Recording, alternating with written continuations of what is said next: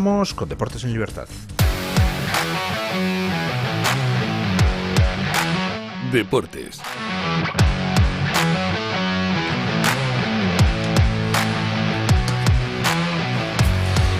Don Eric Gutiérrez. Don Luis. Don Guillermo Díaz. Don Luis del Pino. Bueno, ¿qué pasa con mi Atlético de Madrid? Por Dios. ¿Qué no le pasa, no? ¿Qué no le pasa al Atlético de Madrid, don Luis? Bueno, entendemos un poco sus lamentos porque perdió ayer en su primer partido de la pretemporada contra el Oporto en un escenario magnífico, en el Estadio Dragado, donde hubo sentimientos encontrados, ¿no? Primero hubo un homenaje a Diogo Jota, exjugador del Atlético de Madrid, exjugador también del Oporto, que falleció, recordemos, hace unas semanas en las carreteras de Zamora, en ese accidente fatal que al final se terminó llevando la vida del jugador y de su hermano. Pues bueno, hubo un homenaje para él, hubo también homenajes a exjugadores del Atlético de Madrid y del Oporto. La verdad que fue muy bonito ese encuentro, ¿no? Esa forma de iniciar la pretemporada para el Atlético de Madrid. Para mí el partido, quitando el fútbol, es lo que tiene que ser un partido de pretemporada. Sí. Un partido entre dos equipos grandes, que se juega en el estadio de uno de ellos. La afición puede ir, tanto la afición del Oporto como la del Atlético de Madrid, porque no está especialmente lejos. Buenos homenajes al principio para Diogo Jota, para Futre, para Falcao. Sí. Además, una cosa espectacular que a mí me maravilló. De repente, don Luis, en esta época de tanta información... Yo creo que fue lo mejor de lo que sucedió. Pero yo creo que lo mejor de lo que va de pretemporada. Sí. En la época de información que se sabe absolutamente todo, de repente ayer en Oporto se presenta un fichaje en el momento. Están presentando a los jugadores y de repente presentan a uno nuevo que la gente se vuelve loca porque nadie sabía nada. Fue una absoluta sorpresa. Un jugador reconocido también en España. Jugó en Sevilla, jugó en el Fútbol Club Barcelona. Luke de Jong, delantero centro holandés. Y de repente aparece allí como nuevo fichaje. Ahí no lo pudo predecir ni Fabrizio Romano, ni Morato, ni ninguno. Ninguno pudo decir, miren, va a haber este fichaje, está todo cerrado, here we go. No hubo here we go con Luke de Jong. Apareció directamente en el terreno de juego. E incluso las imágenes son impactantes porque yo no sé si los compañeros sabían, o de pronto sí sabían y lo comentaban entre ellos. Sí, puede que sí. Porque como que algo se decían cuando apareció Luke de Jong en esa presentación de los nuevos fichajes del Oporto. Bueno, presentación de los nuevos fichajes del Oporto, también presentación en el terreno de juego de los nuevos fichajes del Atlético de Madrid. Baena fue titular con la camiseta número 10, pero el Atlético de Madrid, como bien decíamos, don Luis, perdió 1-0 con un... Bueno, pero ¿hizo un buen partido o no hizo un buen partido? Bueno, un poco más de lo mismo, ¿eh? A ver, hay que decir, primer partido de pretemporada. Se pueden sacar muchas conclusiones, tampoco nada del otro mundo. Como dice don Guillermo, Alex Baena jugó de titular, también Ruggeri fueron los dos únicos jugadores de los nuevos fichajes que jugaron titulares.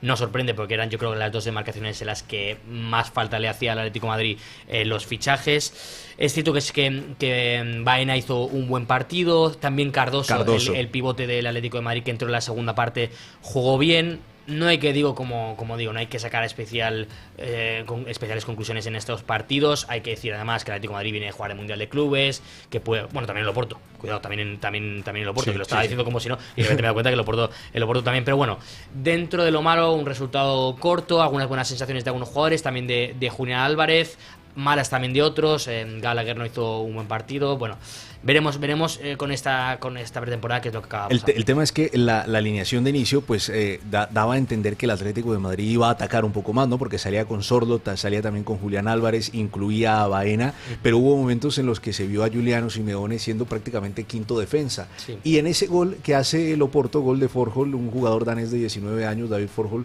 que hizo un muy buen partido, se vio como le triangularon muy fácil a la defensa del Atlético de Madrid, estuvieron muy blandos y terminó anotando el gol el Oporto para la victoria. Bueno, el Barcelona sigue con sus amistosos en la gira asiática y además se va a la frontera con Corea del Norte. Pues cuidadín con esas cosas, oiga. Esto se lo dijo a don Guillermo, yo lo he mirado en el mapa, no está tan cerca, ¿eh? Ojo, un balón que salga fuera del estadio.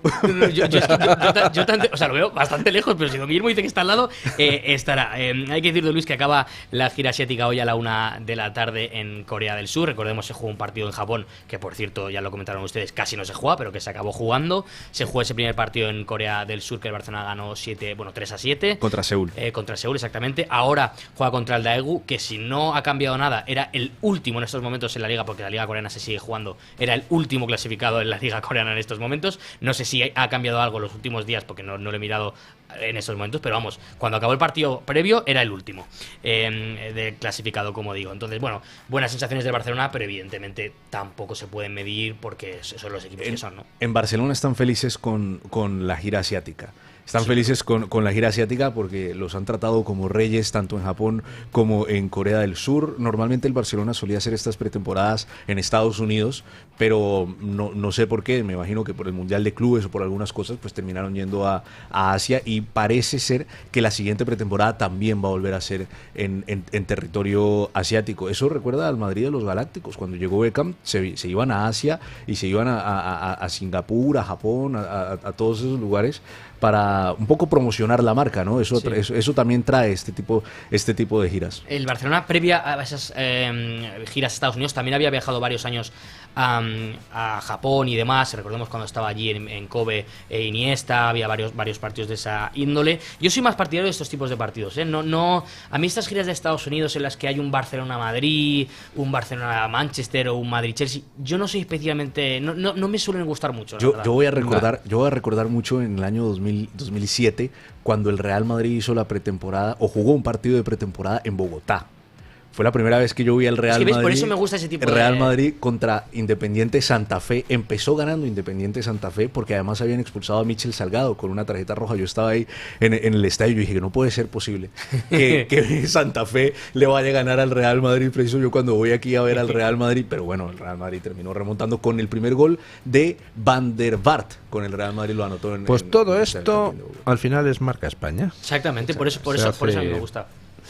Bueno, el Athletic de los jugadores que puede contratar, porque además va a jugar la Champions. Es un equipo que está clasificado a Champions, pero no le pudo ganar. Perdió contra el Alavés, perdió contra el PSV y perdió contra el Racing, contra el Racing de Santander. Ahora le toca enfrentar al Liverpool, que viene siendo el equipo más difícil de la pretemporada, en 2 partidos. A ver si a lo mejor en uno no gana y en el otro tiene revancha, o si gana los 2. Y fichando el Liverpool también a Tutiplén. Ya sabemos que fichó más de 130 millones Birds, también llegó Kerkez, Frimpong, Ekitike. Se habla ahora de Alexander Isak.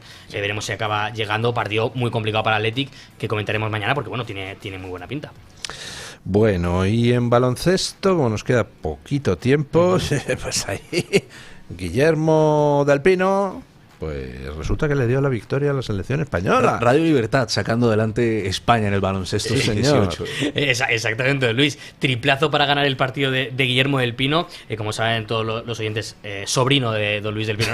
En este caso hay que revisar su DNI, no vaya a ser que se llame Eric Guillermo Del Pino. Sí, no, hay un Eric en esta selección, Eric del Castillo, que también juega en esta selección, como digo. Hay que decir que España gana 82-81 contra Francia en este sub-18. Recordemos que también habrá Eurobásquet de la absoluta a partir de finales de agosto, y yo le recomiendo a todo el mundo que busque esa secuencia final. Quedan 3 segundos para acabar el partido, gana Francia 81-79, saca de banda España, balón a la banda izquierda y triplazo de Guillermo Del Pino para poner a España 1 por delante a falta de 1 segundo, y ya los franceses en ese momento no pueden hacer nada. Muy buena noticia esto, don Luis, porque hay que decir que últimamente las selecciones españolas les está, desde que se fueron los grandes, ¿no? Esa gran selección, esa selección dorada, le está costando un pelín coger ese ritmo competitivo en la base y sacar nuevos jugadores que llegasen a la NBA y de otro nivel, y eso es una muy buena noticia. Y mucha atención a lo que se puede llegar a hacer en el Eurobásquet, que como bien dijo don Eric, en la selección de mayores empieza a finales de agosto. Llevan preparándose más de un mes prácticamente, o sea, van a tener de preparación más de un mes de cara al Eurobásquet. O sea, los jugadores van a ponerse a tope para poder conseguir el objetivo. En el último Eurobásquet de Scariolo entrenando a la selección. Por ahora, quién sabe. Por ahora, bueno, después puede que vuelva porque se va para el Real Madrid. Bueno, muchas gracias a los dos.